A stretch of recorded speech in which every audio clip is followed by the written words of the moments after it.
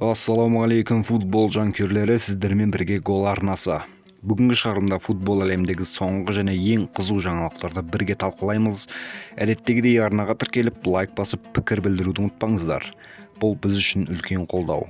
Ендеше назарларыңызға бүгінгі шығарылымнан көретіндеріңіз. Чемпиондар лигасының финалистері белгілі болды. Де Брюйне Еуропада қалуы мүмкін. Реал жас қорғаушыға көз тікті. Осы және де басқа да футбол ақпараттары бүгінгі шығарылымда. Олай болса көп созбай, басты жаңалықтан бастайық.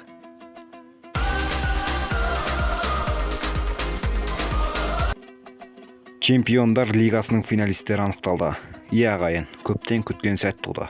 2024-25 маусымындағы Чемпиондар лигасының финалында Париждік ПСЖ мен Миландық Интер кездесетін болды. Финал 31 мамырдан 1 маусымға қараған түні Германияның Альянс Арена стадионында өтеді. Құлақты кубокты кім иеленер екен? Жартылай финалға тоқталсақ, алдымен сейсенбіден сәрсенбіге қараған түні болған Интер Барселона арасындағы кездесуді айтайық. Бұл ең үздік жартылай финалдардың бірі болды. Ойын керемет атмосферасымен басталды.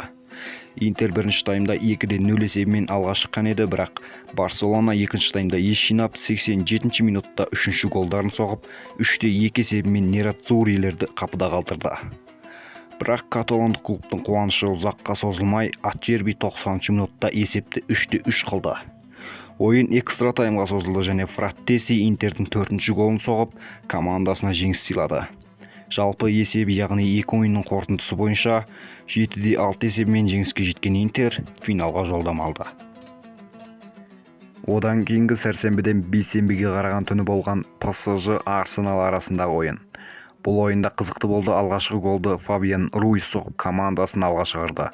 Және бұл есепте еселейтін мүмкіндік болған еді, яғни төреші Арсенал қақпасына пенальти белгіледі. Бірақ Рая ерлеп Витинаның соққысын қайтарды. Бірақ та араға 3 минут салып Хакими гол соғып кетті. Одан 4 минуттан кейін Сака гол соғып таразы басын қысқартқан еді, бірақ бұдан ештеңе шықпады. ПСЖ екі ойынның қорытындысы бойынша 3-1 есебімен жеңіске жетіп, финалға шықты. Жартылай финалдық ойындар бізге осындай керемет эмоция сыйлады. Енді алда бізді бұдан да тартысты матч күтіп тұр.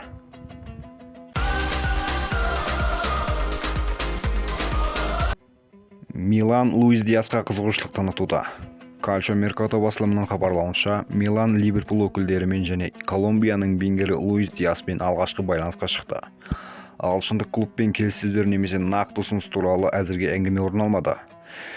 Диас келесі маусымда Миланның шабуыл шебінде доп тебуі мүмкін.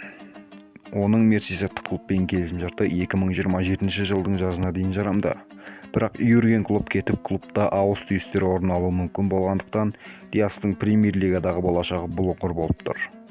Милан өз кезегінде тың идеяларды іздейді және жазғы трансфер нарығында әртүрлі үміткерлерді қарастыруда. Луис Диас клуб алдағы апталардағы жағдайын мұқият қадағалайтын ойыншылардың бірі.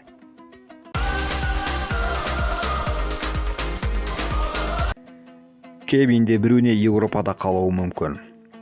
Бельгиялық жартылай қорғаушыға қазір Еуропаның белді екі клубы қызығушылық танытуда.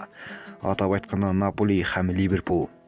Дерек көздің мәліметінше Ливерпул Кевинге алғашқы ұсынысты жасап үлгерген деседі. Ал Наполи әзірге ұсыныс тастамады, бірақ жуырда итальяндық клубтың өкілдері жартылай қорғаушымен байланысқа шығады деп күтілуде. Еске сала кетсек, 33 жасар ойыншы алдағы жазда Манчестер Ситиден еркін агент ретінде кететінін хабарлаған еді.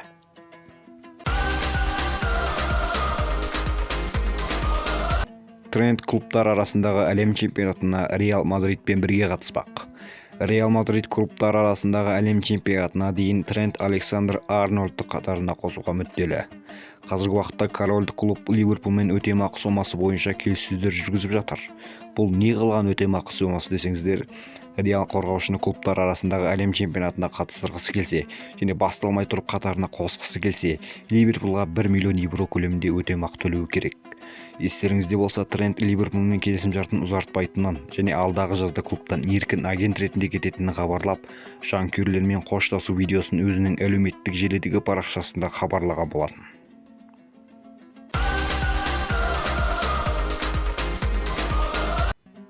Реал Мадрид қорғанысын күшейтуді көздеп отыр. Марка басылымының хабарлауынша, Мадридтік Реал Борнмуттың қорғаушысы Дин Хейзенге деген қызығушылығын арттырды.